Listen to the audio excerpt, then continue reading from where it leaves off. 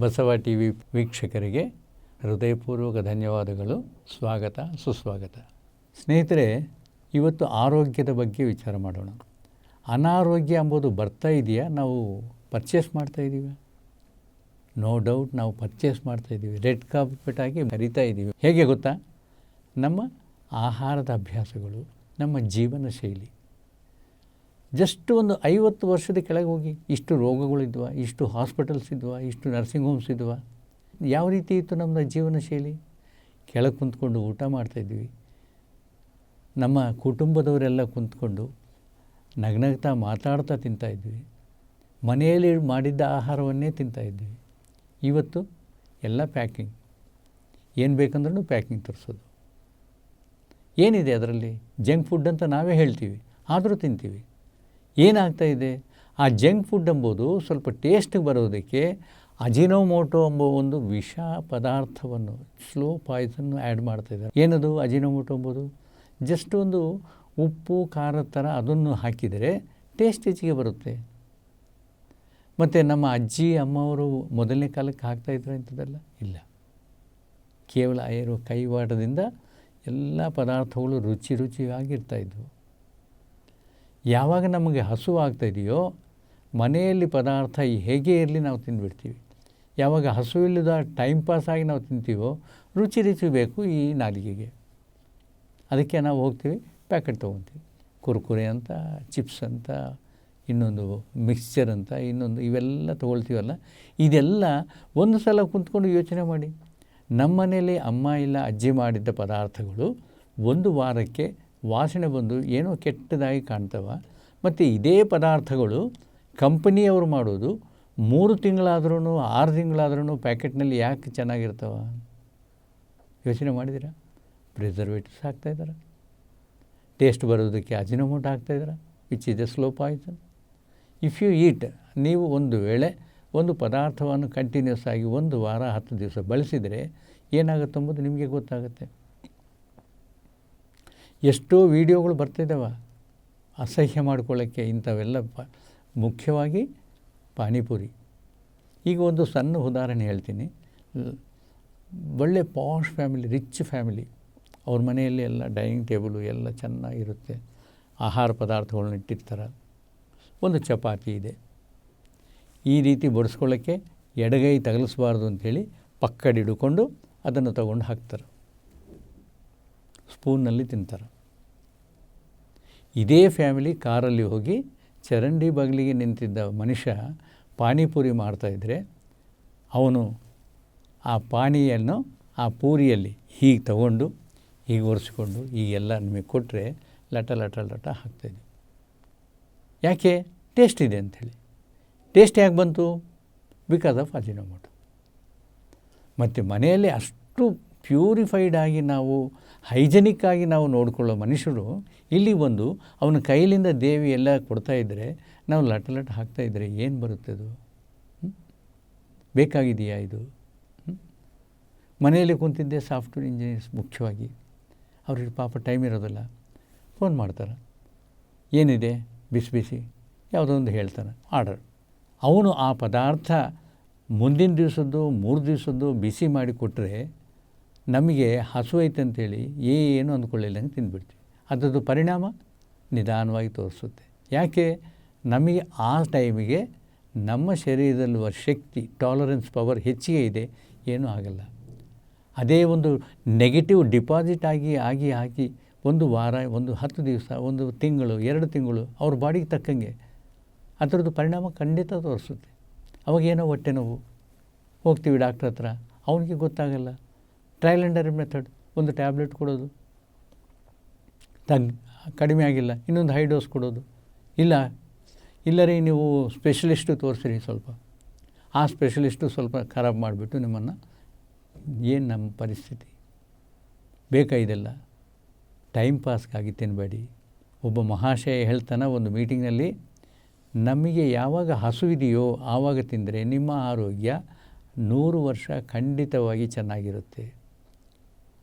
ಏನದು ಸೈನ್ಸು?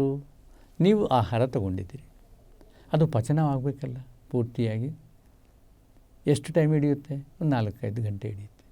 ಮತ್ತು 4-5 ಗಂಟೆಯಲ್ಲಿ ನೀವು ತಿಂದಿದ್ದ ಒಂದು ಗಂಟೆ ಆದಮೇಲೆ ಅದು ಪಚನ ಆಗ್ತಾಯಿದೆ. ಹೊರಗಡೆ ಬಂದು ನೋಡಿದರೆ ಹೋಗ್ತಾಯಿದ್ದೀರಿ ಬೀದಿಯಲ್ಲಿ ಮೆಣಸಿನಕಾಯಿ ಬಜ್ಜಿ ಹಾಕ್ತಾಯಿದ್ದಾರೆ, ವಾಸನೆ ಬಂತು, ಇದು ಹೇಳುತ್ತೆ ಟೇಸ್ಟ್ ನೋಡು ಅಂಥೇಳಿ. ಇದು ರೆಡಿಯಾಗಿರುತ್ತೆ, ಟೇಸ್ಟ್ ನೋಡೋಣ ಅಂಥೇಳಿ. ಒಳಗಡೆ ನೀವು ತಗೊಂಡಿದ್ದ ಆಹಾರ ಜೀರ್ಣ ಆಗ್ತಾಯಿದೆ. ಇದು ಫ್ರೆಶ್ಶಾಗಿ ಹಾಕಿದರೆ ಇದರ ಮಾತು ಕೇಳಿ ಏನಾಗುತ್ತೆ, ಅಲ್ಲಿ ಗೊಂದಲ ಆಗಿ ಗ್ಯಾಸ್ ಕ್ರಿಯೇಟ್ ಆಗುತ್ತೆ. ಆ ಗ್ಯಾಸ್ ಏನು ಪರಿಣಾಮಕಾರಿ ಆಗುತ್ತೋ ನಮಗೆ ಗೊತ್ತಿಲ್ಲ, but some negative is produced. ಅದು ಬೆಳೀತಾ ಒಂದು ಸಲ ನಿಮ್ಮ ಟಾಲರೆನ್ಸ್ ಪವರ್ಗಂತೂ ಹೆಚ್ಚಿಗೆ ಆದಮೇಲೆ ಅದರದ್ದು ಪ್ರಭಾವ ತೋರಿಸುತ್ತೆ. So we are purchasing the disease. ಟ್ರಬಲ್ಸನ್ನು ನಾವು ಕ್ರಿಯೇಟ್ ಮಾಡ್ಕೊತಾ ಇದ್ದೀವಿ, ಅನಾರೋಗ್ಯವನ್ನು ಇನ್ವೈಟ್ ಮಾಡ್ತಾಯಿದ್ದೀವಿ. ಸೊ ಅದು ಮಾಡಬೇಡಿ. ಹಸುವಾದಾಗ ಮಾತ್ರ ತಿನ್ನಿ. ಒಂದು ಸಿಸ್ಟಮೆಟಿಕ್ ವೇ ಇಟ್ಕೊಳ್ಳಿ. ಯಾವ ರೀತಿ ತಿಂತಾಯಿದ್ದೀವಿ, ಎಷ್ಟು ತಿಂತಾಯಿದ್ದೀವಿ ಗಮನವಿದೆಯಾ? ಇಲ್ಲ. ಅದೇ ನಾವು ಕೆಳಗೆ ಕುಂತ್ಕೊಂಡು ತಿಂದರೆ ನಮಗೆ ಜಸ್ಟ್ ಹೊಟ್ಟೆಯಲ್ಲಿ ಈ ರೀತಿ ಬರೋದೆ ಸಾಕಪ್ಪ ಅಂಬೋದು ಮೆದುಳಿಗೆ ಒಂದು ಸಿಗ್ನಲ್ ಹೋಗುತ್ತೆ, ಸ್ಟಾಪ್ ಮಾಡ್ತೀವಿ. ಎಷ್ಟು ಬಡಿಸ್ಕೋಬೋ ಅಷ್ಟೇ ಬಡಿಸ್ಕೊತೀವಿ. ಅದೇ ನೀವು ಡೈನಿಂಗ್ ಟೇಬಲ್ ಮೇಲೆ ಬನ್ನಿ, ಇಲ್ಲಿವರೆಗೆ ತಿಂತೀವಿ. ಅದೇ ನೀವು ಬಫೆ ಸಿಸ್ಟಮ್ನಲ್ಲಿ ಮಾತಾಡ್ತಾ ಇದು ನೋಡ್ತಾ ಅದು ನೋಡ್ತಾ ತಿಂತಾಯಿದ್ದೀರಿ.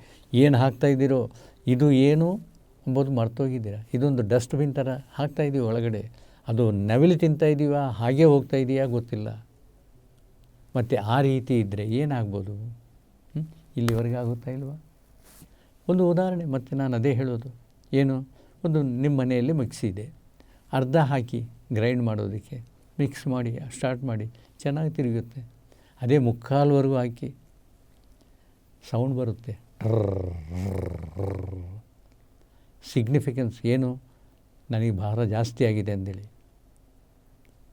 ಅದೇ ಫುಲ್ ಹಾಕಿದರೆ ತಿರುಗೋದೇ ಇಲ್ಲ. ಮತ್ತು ನಿಮ್ಮ ಶರೀರ ಕೂಡ ಅದೇ ಮಿಕ್ಸಿ ಥರ ಅಲ್ವಾ? ನೀವು ಇಲ್ಲಿವರೆಗೆ ತಿಂದಿದ್ದೀರಿ, ಸಂಪೂರ್ಣವಾಗಿ ಆರಾಮಾಗಿ ಜೀರ್ಣವಾಗುತ್ತೆ, ಇಲ್ಲಿವರೆಗೆ ಕಷ್ಟವಾಗಿ ಜೀರ್ಣ ಆಗುತ್ತೆ. ಇಲ್ಲಿವರೆಗೆ ತಿಂದರೆ ಅನಾರೋಗ್ಯ ಸ್ಟಾರ್ಟ್ ಆಗುತ್ತೆ. ಏನು, ಇಮಿಡಿಯೇಟ್ಲಿ ಒಂದು ಗಂಟೆ ಆದಮೇಲೆ ಬರ್ತಾಯಿದ್ದಾವ ಇಲ್ವ, ಅನಾರೋಗ್ಯ ಸ್ಟಾರ್ಟ್ ಆಯಿತು. ಮತ್ತು ಅದಕ್ಕೇನು ಮಾಡಬೇಕು? ಏನೋ ನಮ್ಮ ಪ್ರಕೃತಿ ನಿಯಮವಾಗಿದ್ದ ಆಯುರ್ವೇದ ಸಿಸ್ಟಮ್ನಲ್ಲಿ ಏನು ಮಾಡಬೇಕು ಅದು ಮಾಡಲಿಲ್ಲದೆ ಅಂಗಡಿಗೆ ಹೋಗ್ತೀವಿ, ಡೈಜಿನ್ ಕೊಡಿ, ಇನ್ನೊಂದು ಕೊಡಿ, ಡೈಜೆಷನ್ ಆಗಿಲ್ಲ ರೀ ಅಂತಂದರೆ ಅವನು ಯಾವುದೋ ಕೊಡ್ತಾನೆ, ಅದು ಹಾಕ್ಯಂತೀವಿ. ಇದಕ್ಕೆ ಸರಿನಾ? ಯಾಕೆ ಒಂದು ಸ್ವಲ್ಪ ವಾಮು ಇದರಲ್ಲಿ ಹಾಕ್ಕೋಬಾರ್ದು ಬಾಯಲ್ಲಿ? ಇಮಿಡಿಯೇಟ್ಲಿ ನಿಮಗೆ 10 ಮಿನಿಟ್ಸ್ನಲ್ಲಿ ರಿಲೀಫ್ ಆಗುತ್ತಲ್ಲ. ತಿನ್ನೋದು ಇಲ್ಲಿವರೆಗೆ ತಿನ್ನೋದು ರಾಂಗು, ಮತ್ತು ಅದಕ್ಕೆ ಮೆಡಿಸಿನ್ ತೊಗೊಳ್ಳೋದು ಇನ್ನೊಂದು ರಾಂಗು. ಈ ರೀತಿಯಲ್ಲಿದ್ದರೆ ನಿಮ್ಮ ಆರೋಗ್ಯ ಏನಾಗಬೇಕು? ಒಂದು ಸಲ ಯೋಚನೆ ಮಾಡಿ.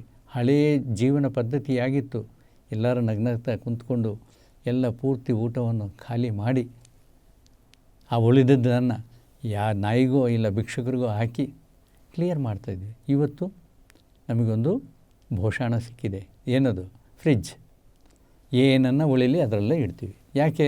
ಒಂದು 10 ರೂಪಾಯಿ ವೇಸ್ಟ್ ಆಗುತ್ತೆ ಸಾರಿಗೆ ಇಲ್ಲ ಸಾಂಬಾರಿಗೆ, ಅದನ್ನು ಅಲ್ಲಿಡೋದು, ರಾತ್ರಿ ತಿನ್ನೋದು, ಇಲ್ಲ ಅಂತಂದರೆ ಮರುದಿವಸ ತಿನ್ನೋದು. ಇನ್ನೂ ಕೆಲವರು ಇದ್ದಾರೆ 3 ದಿವಸ ತಿಂತಾರೆ, ಮತ್ತು ಅದನ್ನು ಫ್ರಿಜ್ನಾಗಿಟ್ಟಿದ್ದ ಪದಾರ್ಥ ತೊಗೊಂಡು ಬಿಸಿ ಮಾಡಿ ತಿಂತಾರೆ, which is still more wrong. ಅದು ಇನ್ನೂ ತಪ್ಪೋದು.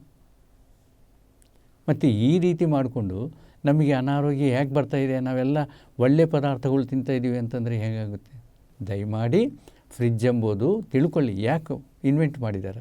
ಅದು ಎಮರ್ಜೆನ್ಸಿ ಮೆಡಿಸಿನ್ಸ್ ಇಡೋದಕ್ಕೋಸ್ಕರ ಅದು ತಯಾರು ಮಾಡಿದ್ದಾರೆ. ಅದು ಆಹಾರ ಪದಾರ್ಥದ ಗೋಡೌನ್ ಥರ ಮಾಡೋಕ್ಕಲ್ಲ, ಎಮರ್ಜೆನ್ಸಿ ಮೆಡಿಸಿನ್ಸ್ ಇಡೋದಕ್ಕೆ ಮಾಡಿದ್ದಾರೆ. ಏನಾಗುತ್ತೆ, ನಾವು ಪದಾರ್ಥ ಅದರಲ್ಲಿಟ್ಟರೆ ಆ ಕೂಲ್ನೆಸ್ಗೆ ಅದರಲ್ಲಿರೋ ವಿಟಮಿನ್ಸ್ ಎಲ್ಲ ಕಳೆದೋಗ್ತವೆ. ಫಾರ್ ಎಕ್ಸಾಂಪಲ್ ಮೊಸರೆ ಅಂದ್ಕೊಳ್ಳಿ, ಅದರಲ್ಲಿ ಮೊಸರಿನಿಂದ ನಮಗೆ ಏನು ಅಂಶ ಸಿಗ್ಬೋದೋ ಅವೆಲ್ಲ ಸಿಗೋದಿಲ್ಲ. ಪ್ರತಿಯೊಂದು ಪದಾರ್ಥ ಹೀಗೆ ಆಗೋಯ್ತು. ಆಹಾರ ಪದಾರ್ಥಗಳೇ ಅಲ್ಲದೆ ಹಾಲು ಮೊಸರು ಕೂಡ. ಹಾಲು ನೀವು ನಾರ್ಮಲಾಗಿ ತೊಗೊಂಡಿದ್ದೀರಿ, ಯಾರು ಹಾಲು ಹಾಕೋನ ಹತ್ರ ನೀವು ಮರುದಿವಸ ಹಾಲು ಹಾಗೇ ಇಟ್ಕೊಂಡ್ರೆ ಒಡೆದೋಗ್ತಾ ಇದ್ದಾವೆ, ಕೆಟ್ಟು ಹೋಗ್ತಾಯಿದ್ದಾವೆ. ಅದೇ ಪ್ಯಾಕೆಟ್ ಹಾಲು 3 ದಿವಸ 4 ದಿವಸ ಆದ್ರೂ ಇರ್ತವೆ. ಯಾಕೆ? ಬಿಕಾಸ್ ಪ್ರಿಸರ್ವೇಟಿವ್ಸ್ ಆ್ಯಡ್ ಮಾಡಿದ್ದಾರೆ. ಮತ್ತು ಆ ಪ್ರಿಸರ್ವೇಟಿವ್ಸ್ ಯಾವ ಹಂತದಲ್ಲಿದ್ದಾವೆ? ಒಬ್ಬ ತಿರುಮಲ ಅಂತಾನ, ಒಬ್ಬ ಇನ್ನೊಬ್ರಂತಾನ ದೊಡ್ಲ ಅಂತಾರೆ, ಯಾವ್ಯಾವ ಏನೇನೋ ಹೆಸರುಗಳು, ಎಲ್ಲರೂ ಡೈರಿ ಫಾರ್ಮೇಷನ್. ಕೆಲವೊಂದು ಡೈರಿಗಳು ಹಿಡ್ಕೊಂಡಿದ್ದವ್ರನ್ನ ಮುಚ್ಚಿಸ್ಬಿಟ್ಟಾರೆ. ಯಾಕೆ? ಅವ್ರ ಹತ್ರ 1000 ಲೀಟರ್ಸ್ ಉತ್ಪಾದನೆ ಇದ್ದರೆ 5000 ಲೀಟರ್ಲಿಂದ ಏನು ತುಪ್ಪ ತಯಾರು ಮಾಡ್ಬೋದು, ಅಂಥ ತುಪ್ಪವನ್ನು ಎಲ್ಲಿಂದ ತಯಾರು ಮಾಡ್ತಾಯಿದ್ದಾರೆ ಅಂತ ಕ್ವಶ್ಚನ್ ಕೇಳಿದರೆ ನಾವು ಬೇರೆ ಕಡೆ ಪರ್ಚೇಸ್ ಮಾಡ್ತಾಯಿದ್ದೀವಿ. ಈ ರೀತಿಯೆಲ್ಲ ಹೇಳ್ಕೊಂಡೋಗಿ ನಮ್ಮನ್ನು ಅನಾರೋಗ್ಯ ಪಾಲು ಮಾಡೋ ಡೈರಿಗಳನ್ನ ಸ್ವಲ್ಪ ಯೋಚನೆ ಮಾಡಿ ಬಿಟ್ಬಿಡಿ. ಅಷ್ಟೆಲ್ಲ ಯಾಕೆ? ಈ ರೆಡಿಮೇಡ್ ಹಾಲು ಯಾಕೆ ನಿಮಗೆ? ಪ್ಯಾಕೆಟ್ ಹಾಲು ಯಾರು ಹಾಲು ಹಾಕ್ತಾರೋ ಅವ್ರ ಹತ್ರ ತಗೊಂಡು ಫ್ರೆಶ್ ಆಗಿ ನೀವು ಯಾಕೆ ತಗೋಬಾರ್ದು? ಸೊ ಈ ರೀತಿ ಪ್ರತಿಯೊಂದು ವಿಷಯದಲ್ಲಿಯೂ ನಾವು ತಪ್ಪು ಹೆಜ್ಜೆ ಹಾಕ್ತಾಯಿದ್ದೀವಿ, ಅನಾರೋಗ್ಯವನ್ನು ಇನ್ವೈಟ್ ಮಾಡ್ಕೊಳ್ತಾಯಿದ್ದೀವಿ. ದಯಮಾಡಿ ಅದು ಮಾಡಬೇಡಿ. ಇನ್ನು ನಮಗೆ ಕೆಟ್ಟ ಪದಾರ್ಥಗಳು ಯಾವುವು?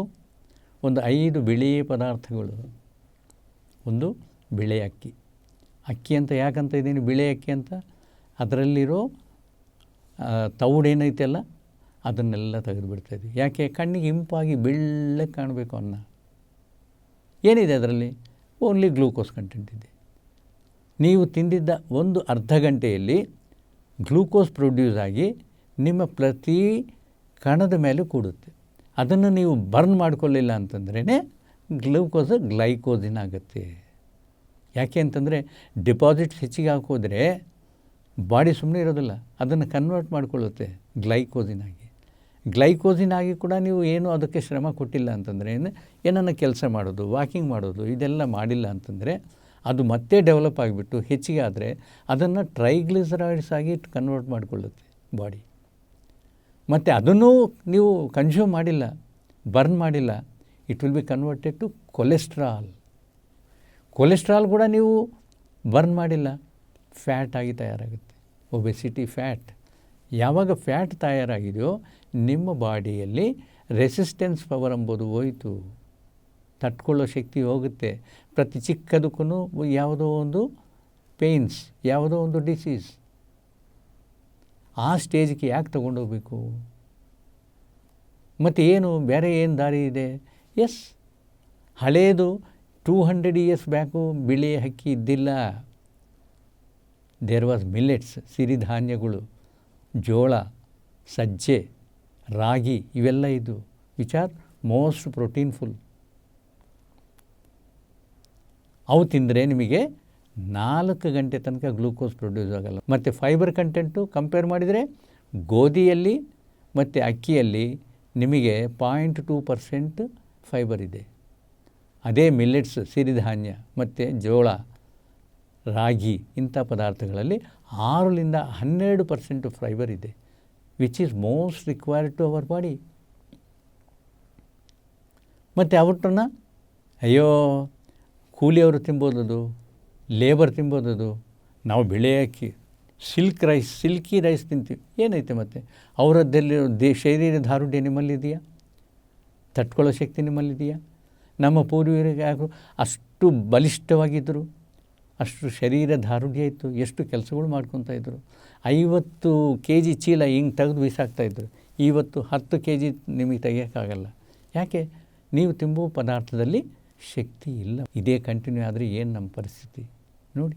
ಈಗಾದರೂ ಹೆಚ್ಚಿಗೆ ತಗೊಳ್ಳು ಮಿಲ್ಲೆಟ್ಸ್ ಊಟ, ರಾಗಿ, ಜೋಳ, ಸಜ್ಜೆ ಇಂಥವೆಲ್ಲ ಉಪಯೋಗ ಮಾಡಿದರೆ at least once in a week ಪ್ರತಿಯೊಂದು ಪದಾರ್ಥವನ್ನು ಒಂದು ದಿವಸ, ಒಂದು ವಾರದಲ್ಲಿ ಬಳಸ್ಕೊಳ್ತಾ ಹೋದರೆ ಬೇಕಾಗಿದ್ದ ವಿಟಮಿನ್ಸ್ ಎಲ್ಲ ಸಿಗ್ತಾವ, ಅನಾರೋಗ್ಯ ಇರೋದಿಲ್ಲ.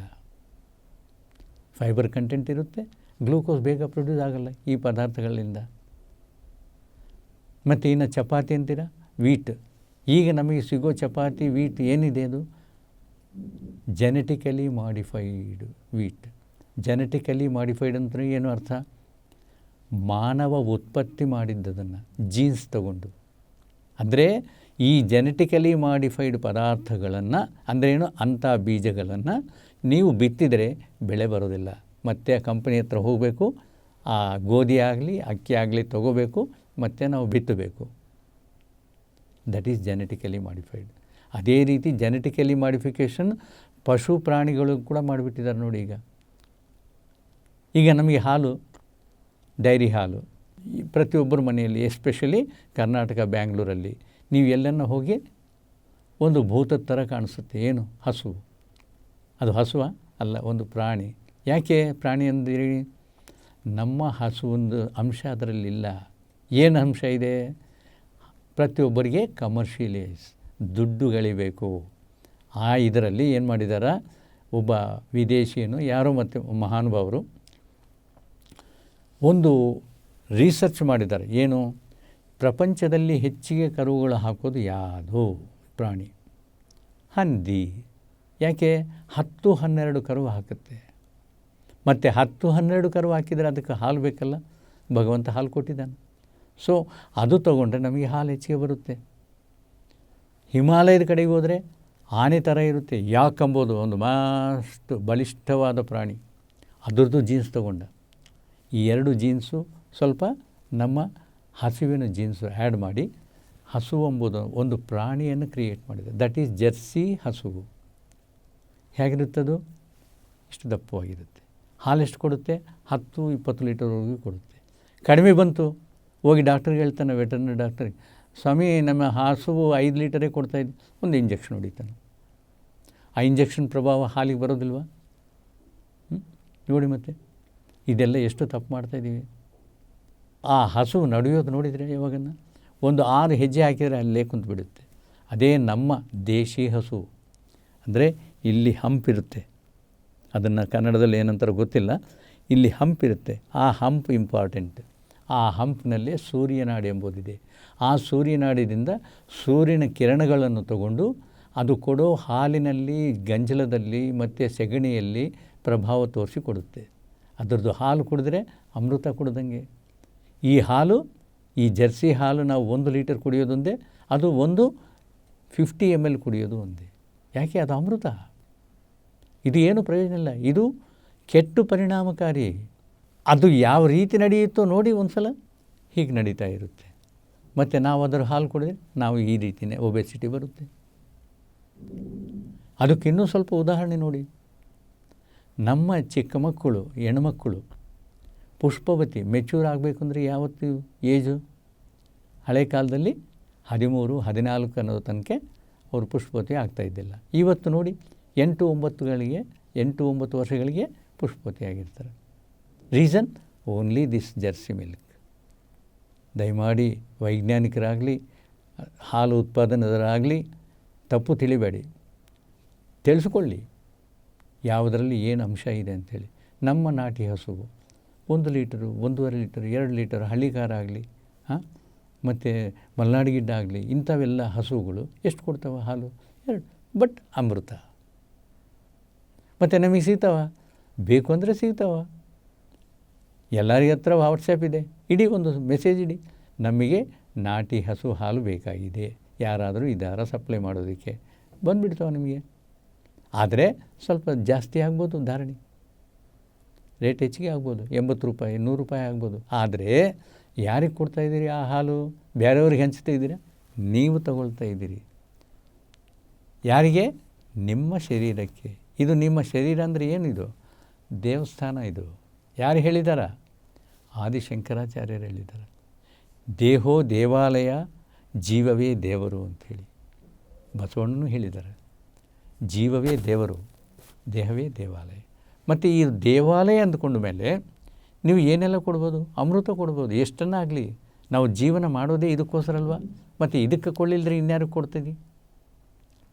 ಸೊ ಆ ರೀತಿಯಲ್ಲಿ ನೀವು ದುಡ್ಡಿನಿಗೋಸ್ಕರ ನೋಡಲಿಲ್ಲದಂಗೆ ನಮ್ಮ ಆರೋಗ್ಯ, ನಮ್ಮ ಈ ಶರೀರ, ನಮ್ಮ ಈ ಕೈಲಾಸ ಯಾವ ರೀತಿ ನೋಡ್ಕೋಬೇಕು ಅದು ರೀತಿ ನೋಡಿಕೊಂಡ್ರೆ ನಿಮಗೆ ಅನಾರೋಗ್ಯ ಯಾಕೆ ಬರುತ್ತೆ? ನಾವೇನು ಮಾಡಿದ್ದೀವಿ? ಇದನ್ನು ಡಸ್ಟ್ಬಿನ್ ಮಾಡಿದ್ದೀವಿ. ಏನು ಸಿಕ್ಕರೆ ಅದು ಹಾಕ್ತಾಯಿದ್ದೀವಿ, ಯಾವ ಟೈಮ್ಗೆ ಅಂದರೆ ಅದು ಹಾಕ್ತಾಯಿದ್ವಿ, ಎಷ್ಟಂದರೆ ಅಷ್ಟು ಹಾಕ್ತಾಯಿದ್ದೀವಿ. ಏನು ನಿಮ್ಮ ವ್ಯತ್ಯಾಸ? ನಾವು ಪಂಚಭೂತಗಳು ಏನು ಹೊರಗಡೆ ಇದೆಯೋ ಅವೆಲ್ಲ ನಮ್ಮಲ್ಲಿದ್ದಾವೆ ಅಂಥೇಳಿ. ಆ ರೇಷಿಯೋ ಹೊರಗಡೆ ಏನಿದೆಯೋ ಅದೇ ರೇಷಿಯೋದಲ್ಲಿ ನಿಮ್ಮ ಬಾಡಿಗಳೇ ನಿಮ್ಮ ಶರೀರದಲ್ಲಿದ್ದರೆ ಆರೋಗ್ಯವೇ ಆರೋಗ್ಯ. ಏನಿದೆ? ಭೂತತ್ವ. ನೀರಿನ ತತ್ವಗನ ಕಡಿಮೆ ಇದೆಯಾ? ಭೂತತ್ವಗನ 3 ಪಟ್ಟು ನೀರು ಜಾಸ್ತಿ ಇದೆ. ಅಂದರೆ ಏನು? ನೀವು ಆಹಾರ 1 ಭಾಗ ತಗೊಂಡ್ರೆ 3 ಭಾಗ ನೀರು ತುಂಬಬೇಕು. ನೀರಿಗಂತ ವಾಯು ಹೆಚ್ಚಿಗಿದೆಯಾ? ಮತ್ತು ಖಾಲಿ ಇರಬೇಕು, ಅದೇ ವಾಯು ತತ್ವ. ಮತ್ತಿನ್ನೇನು, ಆಕಾಶ ತತ್ವ, ಚೈತನ್ಯ ತತ್ವ. ಆ ಚೈತನ್ಯ ನಿಮಗೆ ಹೆಚ್ಚಿಗೆ ಇರಬೇಕು ಅಂತಂದರೆ, ನೀವು ಮಾಡೋ ಕೆಲಸಗಳಲ್ಲಿ ತಾಕತ್ತಿರಬೇಕು ಅಂದರೆ, ನೀವು ಮಾಡೋ ಕೆಲಸಗಳಲ್ಲಿ ಉತ್ಸಾಹ ಇರಬೇಕು ಅಂತಂದರೆ ಆ ಚೈತನ್ಯ ಹೆಚ್ಚಿಗಿರಬೇಕು, ಆಕಾಶ ತತ್ವ ಹೆಚ್ಚಿಗೆ ಇರಬೇಕು. ಆ ರೀತಿ ನಿಮ್ಮ ದೇಹನ ನೋಡ್ಕೊಳ್ಳಿ, ಯಾವಾಗಲೂ ಸಂತೋಷವಾಗಿರ್ತೀರ, ಆರೋಗ್ಯವಾಗಿರ್ತೀರ. ಇನ್ನು ಒಂದು ಭೂತ ಪದಾರ್ಥವೇನು, ಮೈದಾ. 1970ವರೆಗೂ ಮೈದಾ ಅಂದರೆ ಯಾರಿಗೆ ಗೊತ್ತಿಲ್ಲ, ಅದು ಉದ್ಭವ ಆಗಿದ್ದಿಲ್ಲ. ಆ ಟೈಮಲ್ಲಿ wall posters, cine wall posters ಹಚ್ಚಬೇಕು ಅಂತಂದರೆ ಒಂದು ಗೋಂದು ಅಂದರೆ ಏನು, ಗಿಡ ಮರಗಳಿಂದ ಬರ್ತಾ ಇತ್ತಲ್ಲ ಆ ಗೋಂದು, ಎಷ್ಟು ಕಾಸ್ಟ್ಲಿ ಆದ್ರೂ ಹಚ್ಚಿ ಗೋಡೆಗೆ ಹಚ್ಕೊತಾಯಿದ್ರು. ಎಷ್ಟು ಕಾಸ್ಟ್ಲಿ ಆಗಿತ್ತು. ಆ ಸಮಯದಲ್ಲಿ ಯಾರೋ ಮಹಾತ್ಮ ಪುಣ್ಯಾತ್ಮ ರಿಸರ್ಚ್ ಮಾಡಿಕೊಂಡು ಕೆಟ್ಟೋಗಿದ್ದ ಗೋಧಿ ಹಿಟ್ಟನ್ನು ತಗೊಂಡು ಅದಕ್ಕೆ ಅಲೋಕ್ಸಾನ್ ಎಂಬ ಒಂದು ಕೆಮಿಕಲ್ ಹಾಕಿ ಬ್ಲೀಚಿಂಗ್ ಮಾಡಿದಾರ, ಮೈದಾ ಸ್ಟಾರ್ಟ್ ಆಯಿತು. ಬೆಳ್ಳಗಿದೆ. ನಮ್ಮ ಕಣ್ಣಿಗೆ ಅದೇ ಬೇಕಾಗಿರೋದು. ಯಾಕೆ ಅಂದರೆ ನಮಗೊಂದು ಕಾನ್ಸೆಪ್ಟ್ ಇದೆ, ಎಲ್ಲ ಬೆಳಗಿರಬೇಕು, ಮಕ್ಕಳು ಬೆಳ್ಳಗಿರಬೇಕು, ಹೆಂಡತಿ ಬೆಳಗಿರಬೇಕು, ಗಂಡ ಬೆಳಗಿರಬೇಕು, ತಿನ್ನೋ ಪದಾರ್ಥ ಬೆಳಗಿರಬೇಕು, ನೋಡೋದು ಬೆಳಗಿರಬೇಕು, ಬಟ್ಟೆ ಬೆಳಗಿರಬೇಕು. ಸೊ ಈ ಬೆಳಗಿರೋ ಎಂಬುದು ಒಂದು ಕಾನ್ಸೆಪ್ಟ್ನಲ್ಲಿ ನಮ್ಮ ಮೈಂಡ್ ಏನು ತಿಂತಾಯಿದ್ದೀವಿ, ಏನು ಮಾಡ್ತಾಯಿದ್ದೀವಿ ಬಿಟ್ಬಿಡ್ತಾಯಿದ್ದೀವಿ. ಮತ್ತು ಆ ಮೈದಾ ಏನು ಮಾಡ್ತಾಯಿದೆ, ಅದು ವಾಲ್ ಪೋಸ್ಟರ್ಸ್ ಹಚ್ಚೋಕ್ಕೆ ಸ್ಟಾರ್ಟ್ ಆಯಿತು. ಈಸಿ ಆಯಿತು, ಭಾಳ ಚೀಪ್ ಆಯಿತು. ಮತ್ತು ಇನ್ಯಾರೋ ಮಹಾತ್ಮ ಕಂಡಿಡ್ದ, ಇದರಿಂದ ಚಪಾತಿ ಮಾಡಿದ್ರೆ ಭೇಷ್ ಆಗುತ್ತೆ. ಯಾಕೆ, ಗೋಧಿ ಹಿಟ್ಟು ಒಡೆದೋಗುತ್ತೆ ಚಪಾತಿ, ಸ್ವಲ್ಪ ದೊಡ್ಡದು ಮಾಡೋಕ್ಕೆ ಹೋದರೆ ಒಡೆದೋಗುತ್ತೆ. ಎಸ್ಪೆಷಲಿ ಬಿಗಿನರ್ಸ್ಗೆ ಆಗೋದೇ ಇಲ್ಲ. ಅದೇ ಮೈದಾ ಹಿಟ್ಟು ಹಾಕಿದರೆ ಎಷ್ಟನೋ ಇಷ್ಟು ಅಗಲ ಮಾಡಿದ್ರೂ ಬಂದುಬಿಡುತ್ತೆ. ಆ ರೀತಿಯಲ್ಲಿ ಮೈದಾಲಿಂದ ಪರೋಟ ಅಂಥೇಳಿ, ಇನ್ನೊಂದು ಅಂಥೇಳಿ, ಸಮೋಸ ಅಂಥೇಳಿ, ಈ ಬಿಸ್ಕೆಟ್ಗಳು ಇವೆಲ್ಲ ಮೈದಾಲಿಂದ ಸ್ಟಾರ್ಟ್ ಆಗೋದು. ಯಾವ ಪದಾರ್ಥವನ್ನು ವಾಲ್ ಪೋಸ್ಟರ್ಸ್ ಹಚ್ಚೋ ಒಂದು ಸ್ಟಿಕ್ಕಿ ನೇಚರಿಗಿರೋದು ನಾವು ಆಹಾರಕ್ಕೆ ತೊಗೊಂಡ್ರೆ ಒಳಗಡೆ ಏನಾಗುತ್ತೆ ಎಂಬುದು ಯೋಚನೆ ಮಾಡ್ತಾಯಿದ್ದೀವಿ. ಸಮೋಸ ತಿಂತಾಯಿದ್ದೀವಿ, ಚಪಾತಿ ತಿಂತಾಯಿದ್ದೀವಿ. ನಮ್ಮ ಗೋಧಿ ಏನು ಗೊತ್ತಿದೆಯಾ, ಜವೆ ಗೋಧಿ ಅಂತಾರೆ. ನಾವು ಇವಾಗ ತಿನ್ನೋ ಗೋಧಿಗೆ 2 ಪಟ್ಟು ಜಾಸ್ತಿ ಸೈಜ್ ಇರುತ್ತೆ, ಡಾರ್ಕ್ ಬ್ರೌನ್ ಇರುತ್ತೆ. ಈ ಪದಾರ್ಥ ಜೆನೆಟಿಕಲಿ ಮಾಡಿಫೈಡ್ ಗೋಧಿ ನಾವು ತಿಂಬೋದರಲ್ಲಿ ಗ್ಲೂಟಿನ್ ಎಂಬ ಒಂದು ಕೆಟ್ಟ ಪದಾರ್ಥ ಇದೆ. ಅದು ಲಿವರ್ನ ನಾಶ ಮಾಡುತ್ತೆ, ಪ್ಯಾಂಕ್ರಿಯಾಸನ್ನು ನಾಶ ಮಾಡುತ್ತೆ. ಮತ್ತು ಡಾಕ್ಟರ್ಗಳು ಯಾಕೆ ಹೇಳ್ತಾ ಇದ್ದಾರೆ, because you want to be permanent patient of him. ನೀವು ಪರ್ಮನೆಂಟಾಗಿ ಅವನು ರೋಗಿಯಾಗಿರಬೇಕು, ಅದಕ್ಕಾಗಿ ಅವನಿಗೆ ದುಡ್ಡು ಬರುತ್ತೆ. ಅವ್ರು ಹೇಳ್ತಾರೆ ಜವೆ ಗೋಧಿ ತಿನ್ನಿ ಅಂತೇಳಿ, ಚಪಾತಿ ತಿನ್ನಿ ಅಂತ ಹೇಳ್ತಾರೆ. ಅದು ನಿಮಗೆ ಬಿಟ್ಟಿದ್ದು, ಎಂಥ ಗೋಧಿ ಬಳಸಬೇಕು ಎಂಬುದು ಅವ್ರದ್ದೇನು ತಪ್ಪಿಲ್ಲ. ಸೊ ಈ ರೀತಿಯಾಗಿ ಯಾವ ಪದಾರ್ಥ ತಿನ್ನಬೇಕು, ಎಷ್ಟು ತಿನ್ನಬೇಕು, ಯಾವಾಗ ತಿನ್ನಬೇಕು ಎಂಬುದು ಗೊತ್ತಿದ್ದರೆ ನಮಗೆ ರೋಗಗಳು ಯಾಕೆ ಬರ್ತವೆ. ಯಾವಾಗ ತಿನ್ನಬೇಕು, ಹಸುವಾದಾಗ ತಿನ್ನಬೇಕು. ಎಷ್ಟು ತಿನ್ನಬೇಕು, ಹೊಟ್ಟೆಗೆ ಅರ್ಧ ತಿನ್ನಬೇಕು. ಯಾಕೆ ಅಂತಂದರೆ ನಮ್ಮ ಜೀವನ ನಡೆಯೋದು ಕಾಸ್ಮಿಕ್ ಎನರ್ಜಿಯಿಂದ ಆಗಲಿ, ನಾವು ತಿನ್ನೋ ಆಹಾರ ಪದಾರ್ಥಗಳಿಂದ ಅಲ್ಲ. ನಾವು ತಿನ್ನೋ ಆಹಾರ ಪದಾರ್ಥಗಳು ಈ ಶರೀರ ಉಳಿಯೋದಕ್ಕೆ, ಈ ಶರೀರ ಸ್ವಲ್ಪ ಶಕ್ತಿಯಾಗಿರೋದಕ್ಕೆ ಯೂಸ್ ಆಗುತ್ತೆ. ಆಗಲಿ ನೀವು ಮಾಡೋ ಕೆಲಸಗಳಲ್ಲಿ ಬ್ರೈನ್ ಕೆಲಸ ಮಾಡೋದಾಗಲಿ, ಇದೆಲ್ಲ only because of the cosmic energy, divine ಎನರ್ಜಿಯಿಂದ ವಿಶ್ವದಲ್ಲಿರೋದನ್ನು ನಾವು ಧ್ಯಾನ ಮಾಡೋದರಲ್ಲಿಂದ ನಾವು ತಗೊಂಡು ಎಷ್ಟು ಬೇಕಾದರೂ ಅಷ್ಟು ಕೆಲಸ ಮಾಡ್ಬೋದು. ವಿತೌಟ್ ಊಟನೂ ನಾವು ಮಾಡ್ಬೋದು. ಮತ್ತು ಹಿಮಾಲಯದ ಕಡೆ ಇರೋ ಋಷಿ ಮುನಿಗಳು ಆಹಾರ ತಿಂತಾಯಿದ್ದಾರೆ. ಮತ್ತು ಯಾಕೆ ಬರ್ತಾಯಿದೆ, ಕೇವಲ ಗಾಳಿ ತೊಗೊಂಡು ಅವರು ಅಷ್ಟು ತಪಸ್ಸು ಮಾಡ್ತಾಯಿದ್ದಾರೆ, ಅಷ್ಟೆಲ್ಲ ಮಾಡ್ತಾಯಿದ್ದಾರೆ ಅಂತಂದರೆ ನಮಗೆ ಯಾಕಾಗಲ್ಲ, ನಮಗೂ ಆಗುತ್ತೆ. ನಾವು ಅಂಥ ಋಷಿ ಮುನಿಗಳೇ, ಆದರೆ ಅಭ್ಯಾಸ ಮಾಡ್ಕೋಬೇಕು. ಧ್ಯಾನ ಮಾಡಿ ಗೊತ್ತಾಗುತ್ತೆ ನಿಮಗೆ ಏನು ಪವರ್ ಇದೆ ಎಂಬುದು. ಎಷ್ಟು ಜೀವನ ಮಾಡಿದರೆ ಗೊತ್ತಾಗುತ್ತೆ ಅಂದರೆ ಗೊತ್ತಾಗುತ್ತೆ. ಸೊ ಈ ರೀತಿಯಲ್ಲಿ ಆ ಮೈದಾ ಎಂಬ ಪದಾರ್ಥವನ್ನು ನೀವು ಸ್ವಲ್ಪ ಕಡಿಮೆ ಮಾಡ್ಕೊತ ಹೋದರೆ ಇನ್ನೂ ಪದಾರ್ಥಗಳು ಏನಿದಾವೆ. ಇಷ್ಟು ತನಕ ಕೇಳಿದ ಸಹನದಿಂದ ಕೇಳಿದ್ದ ಎಲ್ಲ ವೀಕ್ಷಕರಿಗೆ ಮತ್ತೊಮ್ಮೆ ಹೃದಯಪೂರ್ವಕ ಧನ್ಯವಾದಗಳು.